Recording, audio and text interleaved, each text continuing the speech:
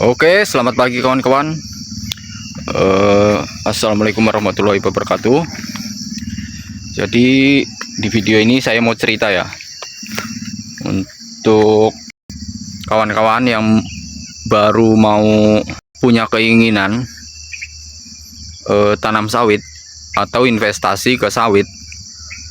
Sebaiknya segeralah, kalau misalkan ada dana bisa dipercepat, karena walaupun kita muda, tapi pola pikir kita harus tua. Karena kenapa? Karena kalau kita invest, dan investnya itu jelas, yaitu ke sawit, maka kita ada peluang untuk menikmati masa tua, yang mungkin saat ini teman-teman pola pikirnya belum sampai. Ini ya kawan-kawan ya, seenggak-enggaknya kalau kita udah punya usaha, kita itu per bulan itu udah ada kemasukan tersendiri ya. Walaupun kawan-kawan itu mulai dari 1 hektar 2 hektar, pokoknya semampunya aja, sudah berani mengambil tindakan, mengambil sikap investasi ke sawit, sangat luar biasa ya. Karena tanaman yang satu ini sangat menjanjikan. Yang jelas, poin pertama, kalau mau tanam sawit itu menggunakan bibit unggul, supaya hasil dari panenannya juga bisa maksimal. Kalau menggunakan bibit kentosan, walaupun kalian nggak ada dana, memang bener-bener udah ludes sama buat beli kebun, ya nggak apa-apa. Yang penting udah niat untuk investasi lah. Jangan sampai masa muda kita sia-sia. Saya sendiri pun kayak gitu kawan-kawan ya. Saya menyesal, kenapa nggak dari dulu, waktu tanah itu murah-murah, kita nggak beli tanah banyak-banyak. Sebenarnya dulu bisa, cuma kebanyakan anak muda ya kan nggak begitu mikir ke situ, pengennya ya poya-poya ya, rata-rata kayak gitulah. Setelah pemikiran kita kebuka, ya jelas kita menyesal, kenapa nggak dari dulu. Coba kalau dari dulu kita beli 1 hektar 2 hektar, simpan, walaupun nggak bisa ngelola, kita tampung, kumpulin itu tanahnya. Nanti setelah udah ada modal, udah ada niat, walaupun nggak ditanami sawit, kalau udah beli tanah itu jelas hasilnya. Keuntungan dari investasi ke tanah itu lumayan, berapa persen itu kenaikannya. Bahkan gaji karyawan itu kenaikannya kan cuma berapa, dibandingkan harga tanah yang kita beli tahun ini kita jual tahun depan, itu udah jauh bedanya. Dan sekarang yang saya rasakan, tanah di sini udah susah kita mau beli, dan walaupun ada pun udah rawa-rawa, kecuali orang kepepet ya.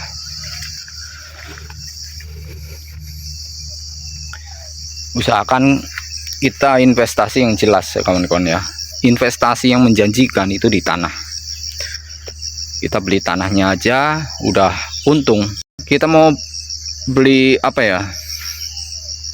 tanah terus dibuat rumah, itu sebenarnya yang mahal itu bukan rumahnya, tanahnya.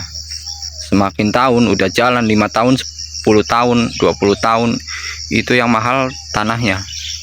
Untuk bangunannya itu murah aja, itu yang mahal ya di tanahnya. Lihat kawan-kawan, kalau kalian tanam sawit memang menderita 3 tahun ya. Setelah 3 tahun, lewat dari 3 tahun, dia sudah bisa menghasilkan. Jadi manfaatkan peluang selagi ada peluang buat investasi tanah. Investasi, beli tanahnya, jangan sampai nanti menyesal, sekarang udah nggak ada tanah, udah nggak ada yang jual tanah. Yang sekarang saya rasakan ya kayak gitu. Memang ada di sini banyak, cuma ya daerahnya jauh. Bahkan saya malas kalau jauh-jauh dari tempat tinggal. Apalagi tempat saya pabrik selalu terima. Jadi untuk tanah itu dia cepat sekali, nggak lama kalau tanah dijual itu. Oke kawan-kawan, semoga kawan-kawan yang semoga cepat kebuka pola pikirnya supaya bisa punya usaha. Ya nggak mau kan kita bergantung sama orang tua, terus kita usaha dulu 1 tahun. Target kita punya target, harus punya target. Dalam 1 tahun kita ngumpulin uang. Gimana caranya supaya saya bisa beli tanah? Itu pikirkan, itu yang berulang-ulang seperti yang saya rasakan, yang udah pernah saya alami. Pokoknya gimana caranya saya bisa beli tanah kayak gitu. Saya ngomongin kayak gini bukannya ini ya, bukannya saya banyak tanah, enggak. Pokoknya ya memang saya punya tanah, tapi ya saya pengen mengajak para pemuda yang mungkin arealnya tempatnya cocok untuk ditanami kelapa sawit. Oke ya kawan-kawan ya, kita nggak boleh santai-santai di usia muda. Masih muda, belum punya istri. Justru itu waktu yang tepat untuk kita mengusahakan, mengumpulkan. Kalau kalian sudah mapan, punya usaha sendiri, itu enggak pusing kawan-kawan ya. Setelah punya usaha sendiri, kita kelola, tekuni, dan hasilnya juga lumayan. Kita nggak perlu kerja lagi sama perusahaan kayak gitu kan kawan ya.